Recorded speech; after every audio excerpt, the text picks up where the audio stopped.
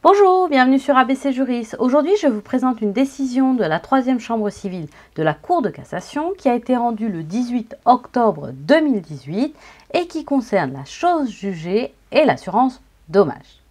En l'espèce, une SCI représentée par son liquidateur judiciaire au moment de l'instance avait acheté un terrain à une autre SCI le 9 mars 2000. L'acheteur avait fait construire un immeuble sur le terrain. Dans ce cadre, elle avait engagé un maître d'œuvre et avait souscrit une assurance dommage-ouvrage auprès d'un assureur. La SCI a assigné les locataires d'ouvrage et leurs assureurs en réparation de certains des préjudices qu'elle avait subis sur le chantier. Un jugement du 3 février 2009 avait prononcé la résolution de la vente du terrain. Un arrêt devenu irrévocable et daté du 31 mai 2011 avait condamné l'assureur à réparer les dommages qui affectaient le bien in solidum avec les 2 maîtres d'ouvrage successifs et elle les avait également condamnés à payer une provision à la SCI tout en ordonnant une expertise. La société d'assurance conteste la qualité à agir de la SCI dans le cadre de cette nouvelle procédure. La Cour d'appel de Douai, dans une décision du 19 janvier 2017, a rejeté la fin de non-recevoir de la société d'assurance. Elle a donc formé un pourvoi en cassation.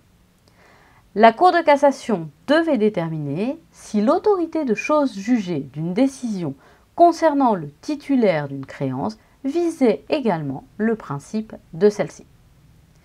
Selon la Cour d'appel de Douai, le fait que la décision du 31 mai 2011 ait autorité de chose jugée privait la société d'assurance de la faculté de remettre en cause son obligation de garantir les conséquences du dommage touchant le bien immobilier.